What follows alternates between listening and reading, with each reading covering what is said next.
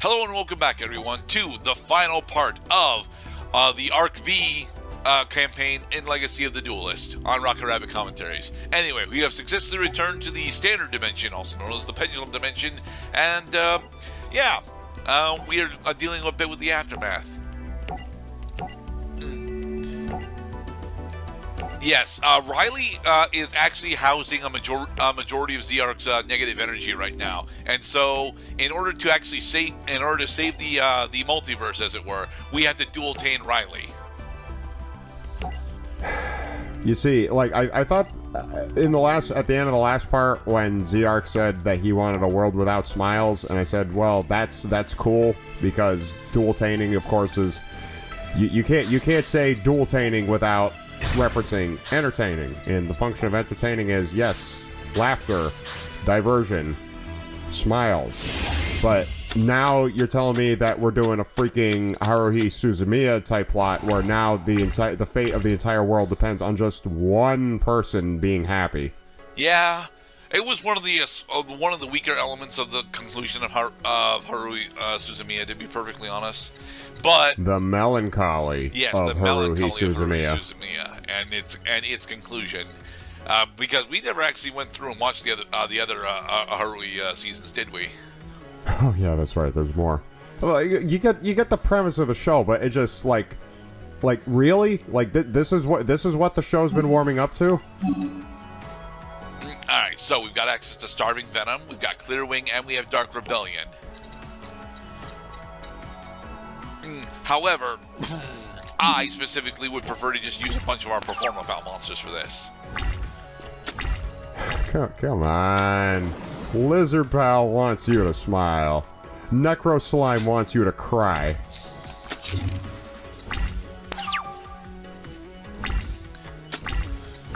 Alright, so I think we're going to start with putting Odd Eye's Arc Pendulum into our Pendulum Zone, and then we're going to put a Dissolver into our Pendulum Zone. Then we can Pendulum Summon both our other Odd Eye's is it Pendulum Arc Dragon? And our Phantom Dragon as well. Ladies and gentlemen, boys and girls, have we got a spectacular performance for you today? Have Phantom Dragon attack Necro Slime, then use Phantom Dragon's effect in order to deal an additional 2,400. Then use Arc Pendulum Dragon to attack directly, and you're down to 700 life points all of a sudden. Then we can actually fusion summon Starving Venom Fusion using both of our on-field monsters. And assuming that we actually keep our Pendulum Zones, we can bring back Phantom Dragon next turn. Declan, you have one last chance to save yourself.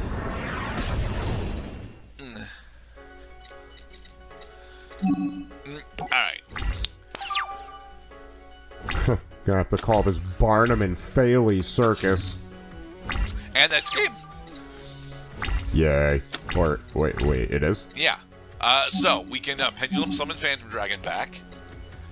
Oh, come on. Don't you want to summon Crash Bandicoot? Unfortunately, no, because, well, at this point, I was very specifically tired of dealing with Yuya's less powerful decks. So I was also trying to specifically, just end the Arc V campaign. I don't think that the Arc V campaign specifically is a bad campaign to play through, but I do find that it is less entertaining than it is supposed to be. And there is something terribly ironic about that, because the whole theme of this is the whole theme at the start and end is Dueltaining is awesome, and it is. It's a very awesome concept. But Yuya doesn't run a consistent enough deck to make playing with him all that entertaining. Hey, Zuzu. Oh, Zuzu, don't make me have to kill you. No. With Riley being successfully Dueltained, Zuzu and the rest of the girls all go back to their home dimensions, and now we get the actual finale. Hey, Yusho. So As a yeah, our pro finale is going to be dueltainer. Yuya versus his dad. And Yusho's dad, or rather Yusho, is running an extremely powerful deck based around the two continuous spells, Magician's Right and Magician's Left Hand.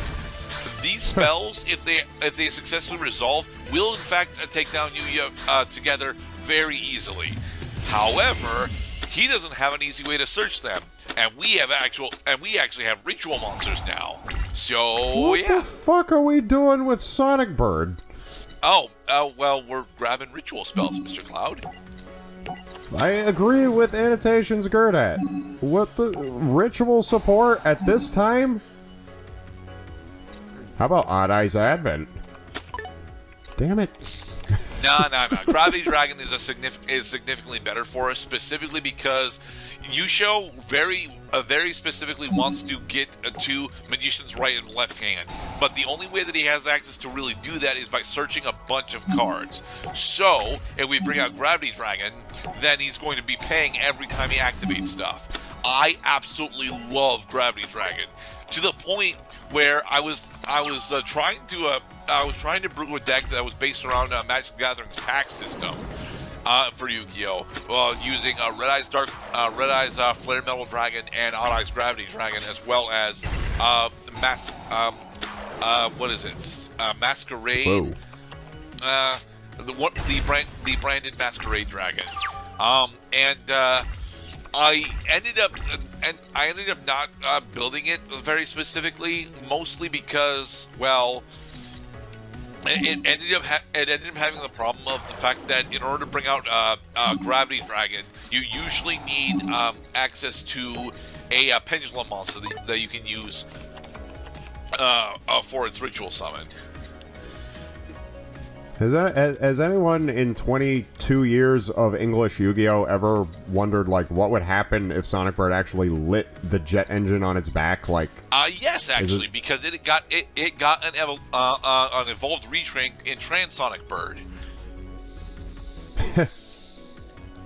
So it decided to just upgrade from being a bird to being an actual plane. More or less, yeah. Because, you see, the bird has to keep up with the jetpack. Because objects at rest tend to stay at rest. Yes, they do. You're gonna have a cooked goose on your hand. Sky Pupil. Sky Pupil effect in order to kill a Sonic Bird via effect. Then we take another 2,500 points of damage. I need to check to see which one that is, because I think no. We can summon Skullcrobat Joker, right? Yeah, we can summon Skullcrobat Joker in order to grab a Performal Pal monster. The Joker. Joker effect to grab. I think the one that we actually want is Odd Eyes Pendulum Dragon, but yeah, we're gonna grab Arc Pendulum instead. And then we can activate Odd Eyes Advent. Watching these duels, it really does feel like a kid's TV show. Like, all the pals are here. Hey, Performal Pal, how you doing today? Odd Eyes Gravity Dragon.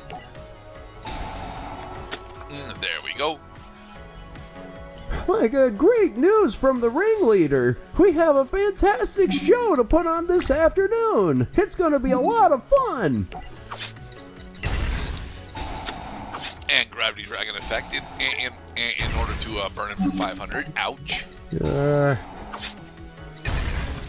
We're almost there, boys and girls. We're almost at the point where cards will stop blowing up on the field for no apparent reason. Well, that wasn't no apparent reason. That was Sky Pupil's effect. It wasn't apparent to me. And anyway, we grab Advent back, and then we can successfully use Advent again, right? Or are we actually going to Stupid try and Eyes go into Lancer Dragon.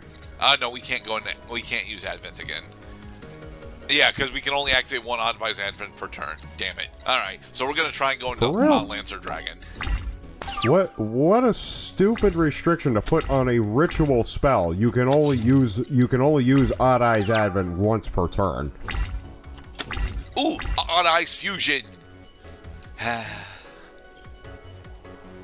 Unfortunately, we can't use the secondary effect for Odd Eyes Fusion because our opponent doesn't have monsters on the field at the moment. So we're going to use Odd Eyes Advent, ascending a Joker and Noble Dragon. Must equal 7 or more. You have achieved the prerequisites. Nice. All right, we have a ritual monster on the field. I like it. All right, then have Gravity Dragon attack directly, bringing you down to worlds 25. are colliding. Nice. Okay, so the plan right now is to finish burning him off with Gravity Dragon. Magician's Restage, which burns him for 1,000, and then brings out Review Dancer. Then he activates our left hand in order to negate our traps, but we don't have any traps. Unfortunately, we can't actually play any of the other cards in our hand. So, he'll Review Dancer. Oh, actually, we could use a Pot of Riches, but I am trying to think. Yes, actually, it would behoove us to do so specifically in order to get Joker back into our deck. Well, you see, where I think the pot archetype had kind of fallen to pieces is when the pot cards started doing things other than just moving cards between your deck or your hand or your graveyard to your deck, and then it starts like, oh, is it a pendulum type? Is it Pot of Riches is effectively the only one where that's all that confusing for, and Pot of Riches is specifically for pendulums. But I will. What? Break, Geki, break. That actually did work. Huh? That's weird. Nice. Oh, right, he doesn't have a spellcaster monster. That's why that worked. All right. Why can't you be more like your Uncle Pot of Greed? There, we have successfully bested you, Show. You show him how it's done, my son. Ha. And as Annotations Good mentions, we never had to play Jenkai's ever again. And we got another Skull Cravat Joker. Woot! Anyway, let's go open some packs, because we earned some packs, goddammit. Huh, maybe we'll get that ever-elusive blue-eye stupid dragon. No, we're opening Shade packs, which is going to get a bunch of Raid Raptor stuff. Specifically, not only do we get Force Strix, but we also got, Ptolemy M7. Ptolemy. Fine, The P is silent. Also Pleiades. Pleiades, yes. Fine, Pleiades. I will continue to Can't stop mispronounce the these spirits. astrological signs. I will. Shizuku. Just remember that English exists because there's more than one person interested. Time space trap hole. Yeah. Strike Ninja. Yeah, for some reason, Strike Ninja is all the way in fucking Shay's pack, despite the fact that even the Ninja deck itself doesn't really want to use it. I mean, the Ninja deck does like Crimson Armor Ninja, but it prefers Blade Armor Ninja, so... Upstart Golden Ninja. Yeah, Kemet Critter Methy Draco. I don't know how to use Kemet Critters. I know that they're Gemini monsters, that's all I know. Okay, repeat after me. Vola Chemi Critter Methy Draco. No. Vola It's Chemi just Kenny Critter Draco. Methy Draco. Chemi Critter.